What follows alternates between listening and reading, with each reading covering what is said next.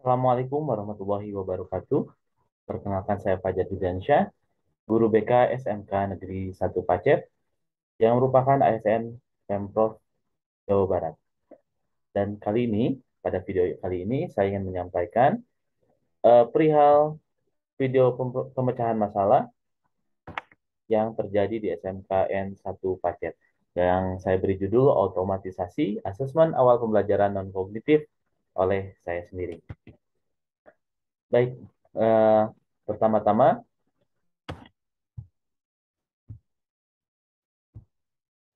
saya akan menjelaskan terlebih dahulu masalah yang dihadapi.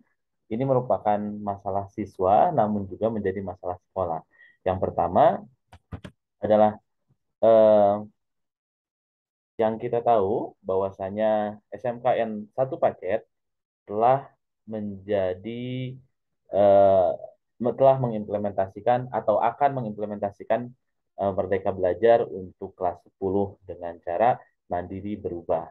Nah, dengan adanya implementasi Merdeka Belajar untuk kelas 10 ini, maka SMKN 1 Pacet berupaya agar dapat mengimplementasikan eh, Merdeka Belajar ini dengan sebaik-baiknya.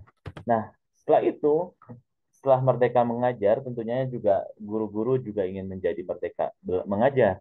Nah, ketika kita berbicara tentang Merdeka Mengajar, maka akan muncul salah satu istilah terkait dengan asesmen yang biasa dilakukan. Itu kan asesmen biasanya hanya sumatif saja, tapi di Merdeka Belajar ini muncul asesmen awal pembelajaran baik non kognitif maupun yang kognitif. Nah, pada Merdeka Mengajar ini atau pada Merdeka Belajar ini muncul asesmen awal pembelajaran non kognitif dan kognitif walaupun sebenarnya tidak baru, tapi dengan diimplementasikannya Merdeka Belajar, maka asesmen awal pembelajaran non kognitif dan kognitif menjadi hal yang dipersyaratkan.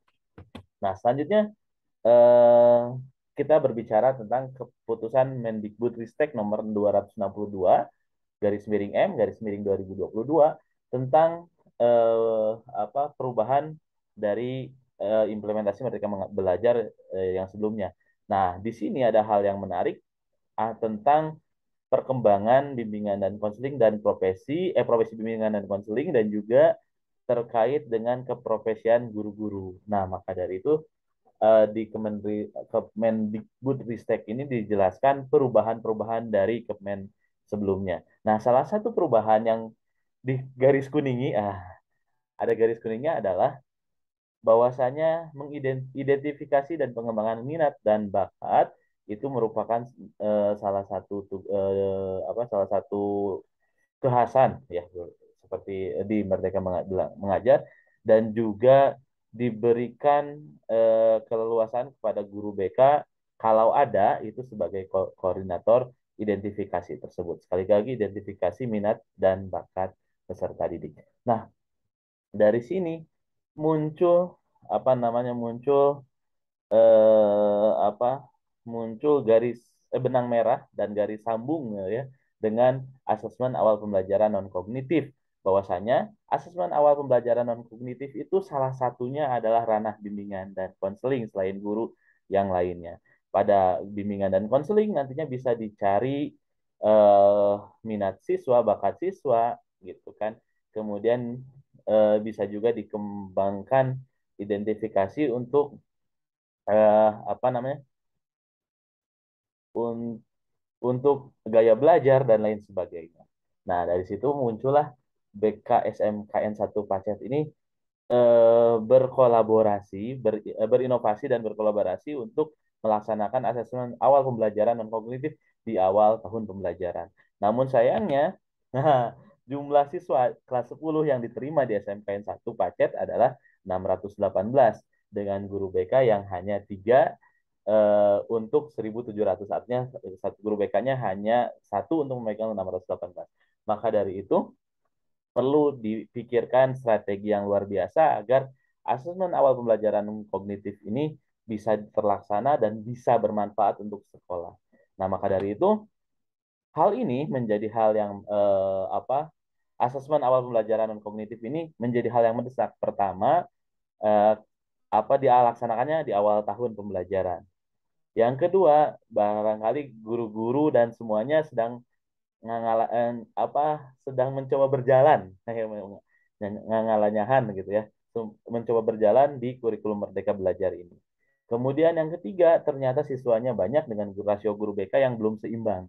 Maka dari itu hal ini menjadi mendesak dan perlu di apa urgent dan mendesak, penting dan mendesak, mohon maaf, genting dan penting, penting dan genting untuk diselesaikan. Penting dan genting untuk diselesaikan, maka kami mencoba menawarkan alternatif solusi, yaitu otomatisasi asesmen awal pembelajaran non kognitif. Nah, hal ini alternatifnya salah satunya bisa dengan AutoCAD atau mail merge. Nah, langkah-langkahnya seperti ini. Langkah-langkahnya pertama, kita melakukan pengembangan otomatisasi asesmen awal pembelajaran non kognitif. Di situ ada data pribadi, kemudian ada gaya belajar, kesiapan belajar, kemudian kekuatan dan kesulitan, strength and difficulty questionnaire gitu ya. Kemudian ada karakter dan preferensi karir yang membuat yang di Riasek tersebut, yang mohon maaf yang di apa dikembangkan dari teori Holland Riasek. Kemudian ada juga kecerdasan majemuk. Nah, langkah-langkah pengembangan otomatisasi ini pertama kita mengembangkan formnya, formulirnya bersifat online, jadi bisa dikerjakan di mana saja, kapan saja. Tapi jika mendesak memang sekaligusan. Kemudian kita kembangkan spreadsheet-nya, spreadsheet-nya kita masukkan rumus agar otomatis, kemudian dikembangkan template-nya agar rumus si spreadsheet tadi langsung ke template Word-nya. Jadi diterimanya itu adalah di email itu langsung berupa sertifikat, langsung berupa hasil penilaian atau hasil asesmen.